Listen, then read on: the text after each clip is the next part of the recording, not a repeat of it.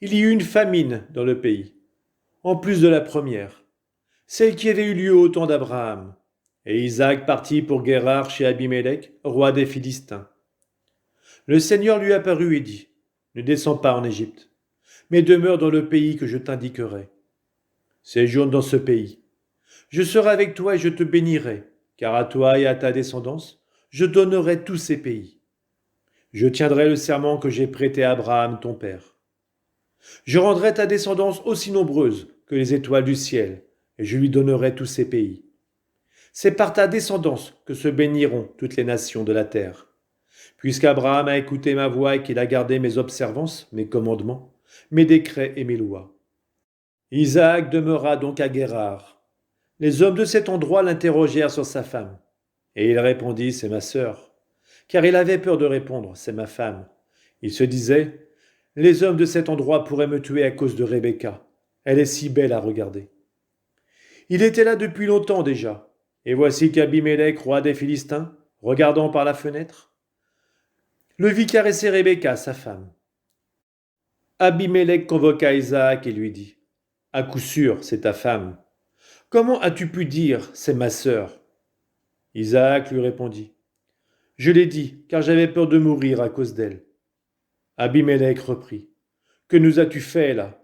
Un peu plus, et un homme de ce peuple aurait couché avec ta femme, et à cause de toi nous serions devenus coupables. Abimélec donna cet ordre à tout le peuple. Quiconque touchera à cet homme ou à sa femme sera mis à mort. Isaac fit des semailles sur cette terre et récolta cette année-là le centuple. Le Seigneur le bénit, et Isaac devint un personnage important, de plus en plus important, jusqu'à devenir vraiment très important. Il avait un troupeau de petits bétail, un troupeau de gros bétail, et de nombreux serviteurs. Aussi les Philistins en furent-ils jaloux. Tous les puits qu'avaient creusés les serviteurs de son père Abraham, au temps de celui-ci, les Philistins les bouchèrent en les remplissant de terre.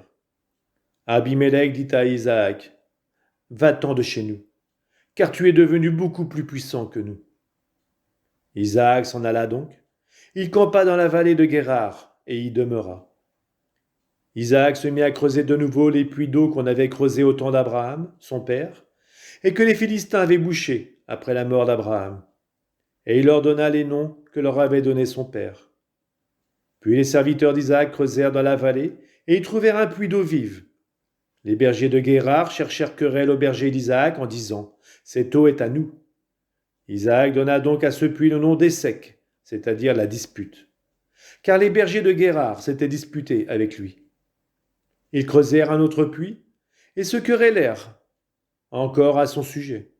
Isaac lui donna donc le nom de Sitna, c'est-à-dire l'accusation. Il partit de là et creusa un autre puits. Ils ne cherchèrent plus querelle à son sujet. Isaac donna donc à ce puits le nom de Rehoboth, c'est-à-dire les largesses, et dit, « Maintenant le Seigneur nous a mis au large. Nous allons prospérer dans le pays. » De là il monta à Beersheba.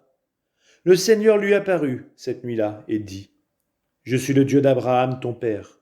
Ne crains pas, car je suis avec toi. Je te bénirai et je multiplierai ta descendance à cause d'Abraham mon serviteur. » À cet endroit, Isaac bâtit un autel et invoqua le nom du Seigneur. Là il planta sa tente et ses serviteurs forèrent un puits. Abimélec, accompagné d'Aouzat, un de ses proches, et de Picol, le chef de son armée, sortit de Guérar pour aller rencontrer Isaac. Celui-ci leur dit, « Pourquoi êtes-vous venus vers moi, alors que vous me détestez, et m'avez renvoyé de chez vous ?» Ils répondirent, « Nous avons bien dû constater que le Seigneur est avec toi, et nous avons dit qu'un même serment nous unisse, nous et toi, et nous conclurons ensemble une alliance.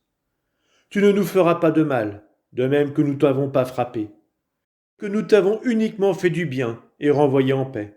À présent tu es le béni du Seigneur. » Alors il leur fit un festin, ils mangèrent et ils burent.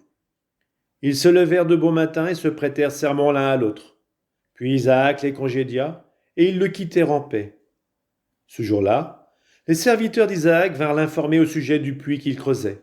Ils lui dirent, « Nous avons trouvé de l'eau. » Il donna au puits le nom de Shibéa, c'est-à-dire le serment. Et c'est pourquoi aujourd'hui encore, On appelle cette ville Beersheba. Ésaü avait 40 ans quand il prit pour femme Judith, fils de Béhéri le Hittite, et Basmath, fille d'Élon le Hittite. Elles furent un sujet d'amertume pour Isaac et Rebecca.